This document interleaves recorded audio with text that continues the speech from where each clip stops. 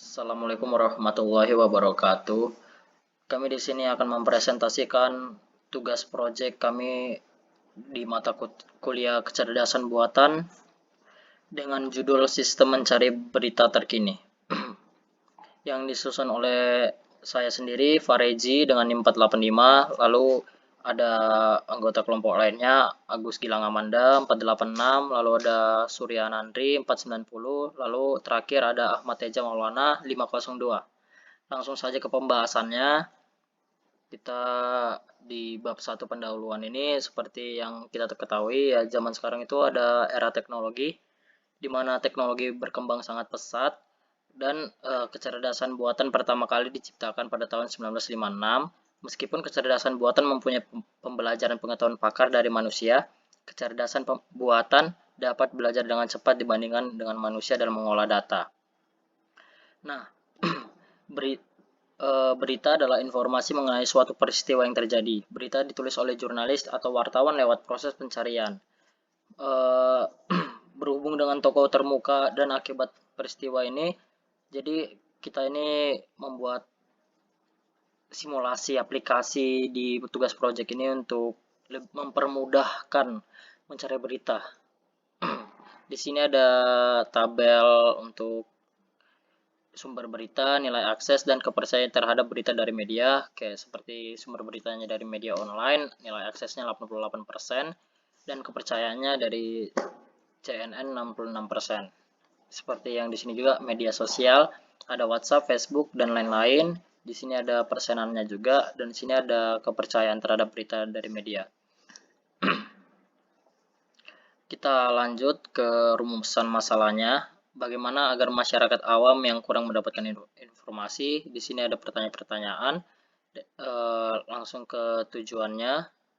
Tujuan dari penelitian ini berdasarkan rumusan permasalahan tentang pencarian berita terkini menggunakan teknologi di atas adalah untuk dapat menemukan berita terkini dengan mudah. Diharapkan masyarakat belum peka terhadap berita dan informasi dapat memulai untuk mencarinya, karena dengan mencari berita dan informasi dapat membantu masyarakat agar lebih peka terhadap sekeliling dan mendapatkan ilmunya. Metode pencarian yang mudah dan menarik dan dengan kecerdasan buatan chatbot tentunya dapat mempermudah dalam melakukan analisa. Manfaat penulisannya di sini juga ada tertera, memberikan kemudahan, meningkatkan minat masyarakat, mempelajari sesuai topik yang dicari.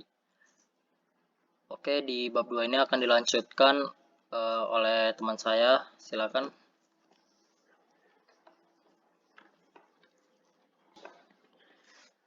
Oke, untuk bab 2 itu ada UCD atau User Center Design. Berikut adalah definisi dari UCD itu sendiri, adalah metode dalam suatu perancangan desain yang berfokus pada kebutuhan user ya. Berikut adalah gambar untuk pendekatan dalam pengembangan sistemnya, dimulai dari plan of system, desain, sampai implement dan manajemennya. Oke, untuk langkah-langkah UCD itu sendiri, yaitu yang pertama adalah plan of system. Itu yang berhubungan langsung dengan pengguna atau calon pengguna melalui interview. Lalu ada desain. Oke, pada tahap ini itu mencakup antarmuka pengguna. Jadi sistem itu adalah bantuan dukungan teknis, serta instalasi sistem ini harus tes berulang kali. Oke, untuk terakhirnya itu ada manage, yaitu manage untuk pengolahan terhadap sistem yang diimplementasikan. Oke, ada konsepnya dari user interface dan user experience. Itu user interface itu adalah tampilan visual dalam produk yang menjembatani sistem dengan pengguna user. Tampilan UI dapat berupa bentuk warna, tulisan, dan desain yang menarik, semenarik mungkin itulah. Secara sederhana, UI itu adalah bagaimana sebuah tampilan produk dilihat oleh penggunanya. Itu dari Aprilia tahun 2020. Oke, ada user experience juga. Ini adalah bagaimana pengalaman pengguna dalam berinteraksi menggunakan produk digital. Pengalaman itu dilihat dari betapa mudahnya pengguna untuk mendapatkan apa yang mereka inginkan dari produk tersebut. Oke, untuk bab 3 akan dilanjutkan oleh teman saya. Ya. Untuk bab 3 adalah metode penulisan. Pengumpulan data. Teknik pengumpulan data dan informasi yang penulis gunakan untuk mendukung laporan akhir ini adalah dengan menggunakan pendekatan deduktif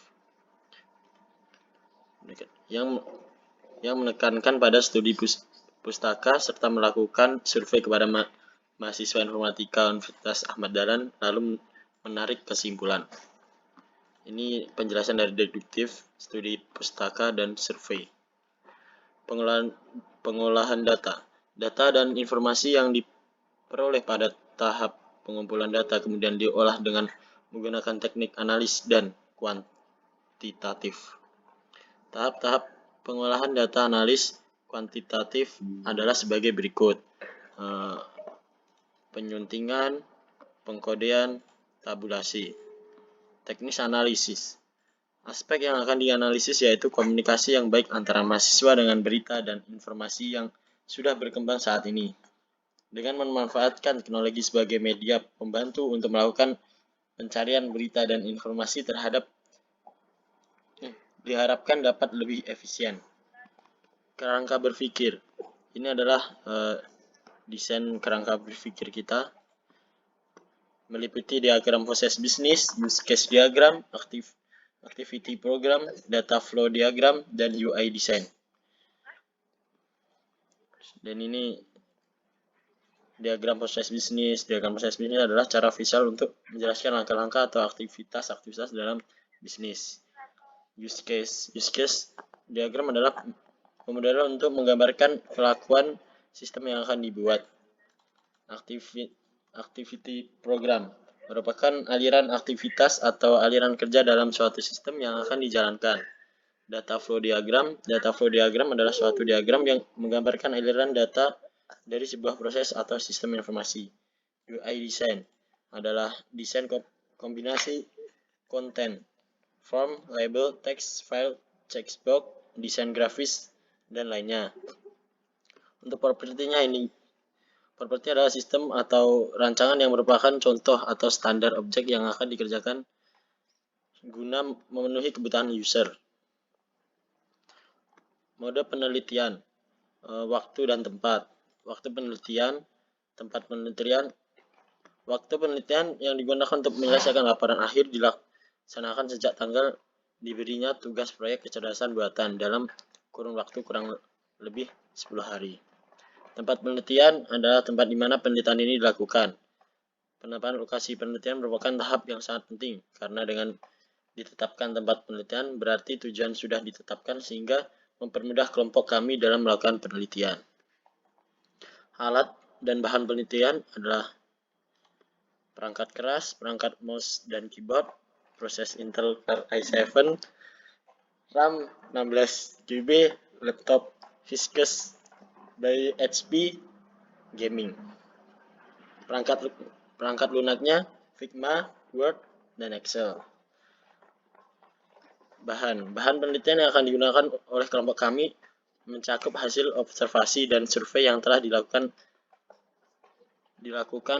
bahan-bahan penelitian antara lain proses informasi untuk mencari cara yang tepat untuk melakukan pencarian berita dan informasi terkini, hasil observasi terhadap website lembaga pemerintahan yang telah memberikan data terkait jumlah masyarakat yang melakukan pencarian berita dan informasi.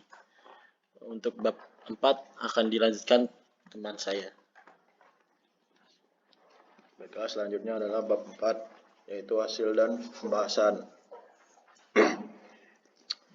Hasil dan pembahasan ini berupa deskripsi terkait pembuatan aplikasi sebagai media pembantu untuk membantu melakukan pencarian berita dan informasi terkini menggunakan teknologi. Pertama ada gambaran umum, yaitu profil lokasi penelitian. Penelitian dilakukan secara online, antara lain melalui Google, yaitu situs website. Ini merupakan suatu situs yang menyediakan produk-produk meliputi teknologi pencarian, komputasi web, perangkat lunak, dan periklanan barang. Selanjutnya mekanisme aplikasi. Aplikasi dapat dibuka dengan membutuhkan device yang mendukung iOS maupun Android. Aplikasi ini nantinya dapat di-download pada platform Play Store dengan mencari nama aplikasi. Sebagai contoh, pergi ke Play Store, kemudian masukkan SBI untuk nama aplikasinya, kemudian download menggunakan data seluler maupun WiFi. Berikut adalah flowchart pengguna dalam memakai aplikasi SBI yang memiliki banyak fitur.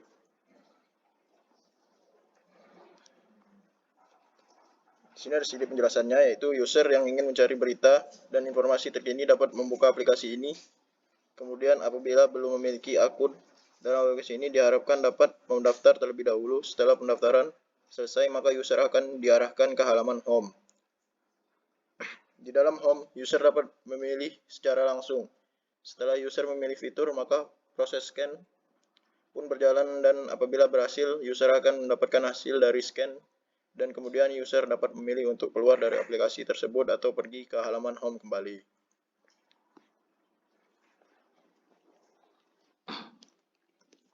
Oke, untuk penutupnya saya lanjutkan lagi bab 5 penutup.